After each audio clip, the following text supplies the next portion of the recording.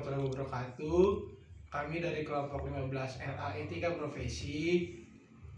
Nama saya Yohanes Alexander, nomor 10 NIM 120170113 dari Prodi Teknik Mesin. Saya Paulusiaan, NIM 120100131 dari Prodi Teknik Mesin. Saya Fahid, NIM 120400030 dari Prodi Teknik Telekomunikasi. Nah, di sini kami akan menjelaskan perusahaan yang melanggar etika profesi, yaitu perusahaan WorldCom. WorldCom. Profil perusahaan WorldCom.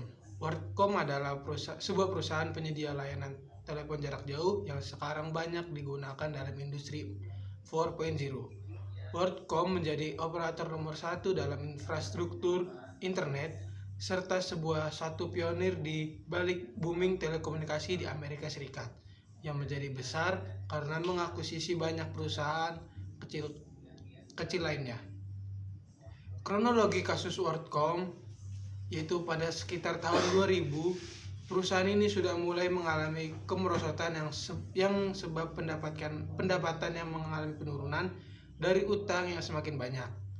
Nilai saham juga terus mengalami penurunan. Melihat kondisi tersebut, Bernard Oberst atau CEO dari WorldCom melakukan tindakan kode etik yang tidak seharusnya dilakukan oleh pihak CEO dalam bekerja, di mana mereka memanipulasi laporan akuntansi perusahaan, membuat laporan akuntansi palsu untuk menutupi pendapatan WorldCom yang hakikatnya mengalami penurunan dengan membuat gambar pertumbuhan keuangan dan profitabilitas palsu untuk menopang harga saham WorldCom di pasar saham.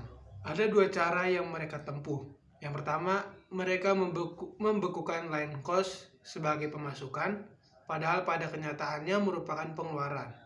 Yang kedua, mereka meningkatkan pendapatan dengan entry akun palsu yang ditulis sebagai akun pendapatan perusahaan yang tidak teralokasi. Hingga pada 8 Agustus, WorldCom mengakui bahwa mereka telah menggunakan akun cadangan secara tidak benar, sehingga hal ini sudah jelas terkuak di mana melanggar etika profesi. Adapun pihak-pihak yang terlibat dalam kasus WorldCom yang melanggar etika profesi. Yang pertama, Bernard Oberst sebagai CEO WorldCom yang meminjam uang kepada perusahaannya untuk membeli saham WorldCom. Namun kenyataannya uang perusahaan tersebut digunakan untuk kepentingan sendiri atau kepentingan pribadi. Yang kedua ada Cynthia Chopper yang merupakan salah satu auditor internal WorldCom dan menjabat sebagai Vice President yang mengetahui adanya sesuatu yang tidak beres dengan laporan keuangan WorldCom namun menutup mulut. Yang selanjutnya ada Arthur Anderson sebagai auditor eksternal independen KAP. Arthur sendiri merupakan pihak yang seharusnya menjunjung tinggi independensi dan profesionalisme, telah melakukan pelanggaran kode etik profesi dan ingkar dari tanggung jawab terhadap profesi maupun masyarakat dengan tidak melaporkan temuan audit yang dimanipulasi oleh WorldCom. Adapun dampak akibat dari kasus WorldCom ini yaitu mempunyai implikasi terhadap pembaharuan tatanan, kondisi maupun regulasi, baik praktis bisnis yang terjadi pada saat itu. Pelanggaran yang dilakukan oleh WorldCom berdasarkan 5 prinsip dari KNKG, di mana yang pertama itu transparansi, manipulasi laporan akuntansi perusahaan, membuat laporan akuntansi palsu untuk menutupi pendapatan WorldCom yang hakikatnya mengalami penurunan dengan membuat gambaran pertumbuhan keuangan dari probabilitas palsu untuk menopang harga saham WorldCom di pasar saham. Yang kedua, akuntabilitas, melanggar dalam penyajian laporan keuangan yang memanipulasi hasil laporan keuangan secara tidak efektif dan tidak dapat dipercaya. Terus yang ketiga, responsibilitas, WorldCom tidak melakukan tanggung jawab dalam hal menyajikan laporan keuangan yang sesuai dengan ketentuan atau hukum yang berlaku.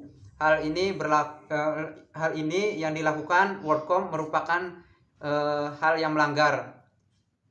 Yang keempat, impedensi. Arthur telah melakukan pelanggaran kode etika profesi dan ingkar dari tanggung jawab terhadap profesi maupun masyarakat dengan tidak melaporkan semua audit yang dimanipulasi oleh WorldCom. Yang kelima, fairness. Tidak melakukan para pemangku kepentingan secara adil dengan menyembunyikan informasi bahwa sudah terjadi pemanipulasi terhadap laporan keuangan.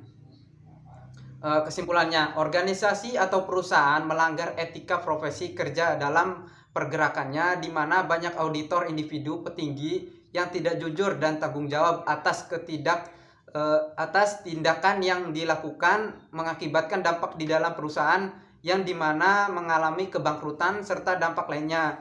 Saran. Dalam hal ini kami menyarankan bahwa diharapkan baik perusahaan yang dijalankan seharusnya memegang teguh tanggung jawab serta etika kerja yang membuat perusahaan maju.